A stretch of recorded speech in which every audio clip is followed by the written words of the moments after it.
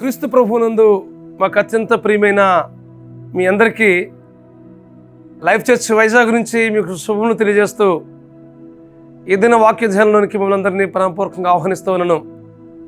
అంతా క్షేమంగా ఉన్నారు కదా. ఈరోజు దావీదు రాసిన 37వ కీర్తన 4వ వచనాన్ని చదువుకుందాం. యెహోవాను బట్టి సంతోషించుము, ఆయన నీ హృదయ వాంఛలను తీర్చును. దావీదు మహారాజు దేవునితో అత్యున్నతమైనటువంటి సంబంధం కలిగి జీవిస్తూ దేవుని సన్నిధిలో నుండి సంతోషిస్తూ దేవునిలో ఆయన కొనసాగుతూ ఆ మీదట చెబుతున్న మాటలు ఇవి. యెహోవాను బట్టి సంతోషించుము, ఆయన్ని హృదయ వాంఛలను తీర్చును. దావీదు ఏదో కేవలం జ్ఞానంతో పలికిన మాటలు కావు ఇవి, తన అనుభవం నుంచి మాట్లాడుతున్న మాటలు. నిజంగా దేవునిలో సంతోషించే అనుభవం మనకుందా? ఇదే మాటలు ఫిలిప్పీకి రాసిన పత్రిక 4వ అధ్యాయం 4వ వచనంలో కూడా పౌలు చెరసాల్లో ఉంటూ ఉత్తరం రాస్తూ మాట్లాడుతున్నాడు. ప్రభువునందు ఆనందించండి, మరలా చెప్తున్నాను, ప్రభువునందు ఆనందించండి అని. ఈ లోకంలో ఎక్కడ మన సంతోషం ఉండదు, కేవలం దేవుని సన్నిధిలో మాత్రమే మనం సంతోషించగలం. సంతోషించడం మాత్రమే కాదు, ఆయన మన హృదయ వాంఛలను తీర్చే దేవుడు. మీ హృదయ వాంఛలు ఏదైనప్పటికీ ఆయన తీర్చే దేవుడుగా ఉన్నాడనే విషయాన్ని దేవుని వాక్యాన్ని బట్టి మీకు జ్ఞాపకం చేస్తామన్నాను. దావీదు చిన్నతనంలో ఆ గొర్రెలు కోసుకుంటూ ఉన్నప్పుడు ఒక మాట అనేవాడు, ప్రార్థనలు జ్ఞాపకం చేసుకున్నాడంట. ప్రభువా, నేను ఎక్కలేనంత ఎత్తైన కొండపైకి నాకు ఎక్కించు ప్రభు అని. ఎందుకోసమేనంటే యెరూషలేము పట్టణాన్ని యెబూసీయులు పరిపాలిస్తూ ఉన్నారు కాబట్టి ఆ యెరూషలేము పట్టణాన్ని మేము స్వాధీనపరుచుకుని మాకు కావాలి ప్రభు ఆ పట్టణాన్ని అని ఆ చిన్న దావీదు హృదయంలో ఆ గొప్ప ప్రార్థన చేశాడు.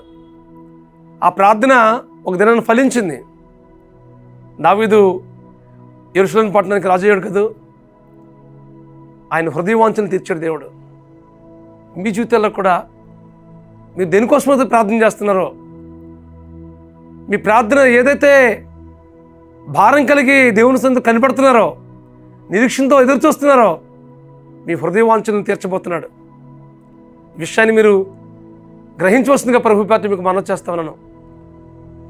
నిరీక్షణ కలిగి దేవుని సన్నిధిలో కనిపెడుతూ ఆయనలో సంతోషిస్తూ పరిపూర్ణమైన విశ్వాసం ఉంచి దేవుని కొరకు ఎదురు చూస్తున్నప్పుడు నీ హృదయ వాంఛ ఏదైనప్పటికీ దేవునికి తెలియపరిచినట్లయితే ఒక దినాన తప్పక తీరుస్తాడనే విషయాన్ని మీకు ప్రభు పేరిట మీకు తెలియజేస్తా ఉన్నాను.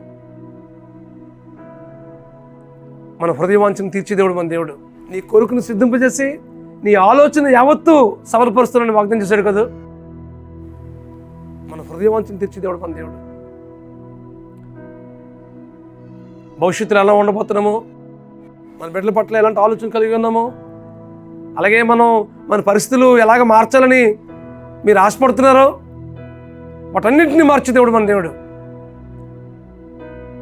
గత సంవత్సరంలాగా ఈ సంవత్సరంలో ఉండడానికి వీల్లేదు. మరింత దగ్గరగా, మరింత చెరువుగా జీవించడానికి ప్రభు సన్నిధిలో మనం కనిపెట్టినట్లయితే దేవుడు మన జీవితంలో నూతనపరిచి మన హృదయాల్లో సంతోషాన్ని, సమాధానం నింపి మన హృదయ వాంఛలన్నింటినీ తీర్చడానికి ఆయన ఇష్టపడుతున్నాడు. కాబట్టి వాక్యం ఉంటుంది మీ జీవితంలో. దేవుని సన్నిధిలో మనకు పరిపూర్ణంగా సమర్పించుకుందాం, ఆయనలో సంతోషిద్దాం, ఆయన ఇస్తున్న వాగ్దానాన్ని స్వతంత్రించుకుందాం, వాక్యానుసారంగా జీవిద్దాం, పరిపూర్ణంగా దేవుని యొక్క అధికారానికి, ఆధిపత్యానికి మన జీవితానికి అప్పగించుకుందాం. అటు కృప పరిశుద్ధాత్మ దేవుడు మీకు అనుగ్రహించి నడిపించును గాక. ప్రార్థన చేసుకుందాం.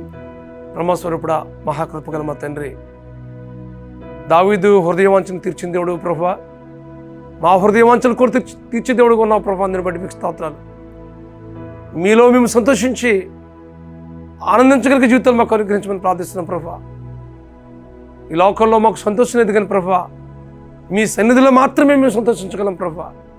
అంత మాత్రమే కాదు కానీ మా ప్రియుల హృదయాల్లో ఏ హృదయ వాంఛత ఉందో ప్రభువా, వాటన్నిటినీ తీర్చి మీరు మహిమ పొంది తద్వారా ఈ లోకానికి గొప్ప సాక్షులుగా నిలిచేటట్లుగా మీ కృపా కార్యాన్ని జరిగించి మీరు మహిమ పొందమని మా ప్రభువైన యేసుక్రీస్తు నామములో ప్రార్థించి పెట్టుకుంటున్నాం తండ్రి. ఆమేన్, ఆమేన్, ఆమేన్. మీ హృదయవాంఛలు తీర్చుట్లో, మీ కోరికను సిద్ధింపజేసి, మీ ఆలోచనతో సఫలపరచుట్లో పరిశుద్ధాత్మ దేవుడు మీకు సహాయం చేసి నడిపించును గాక. God bless you friends. Have a wonderful day. God bless you.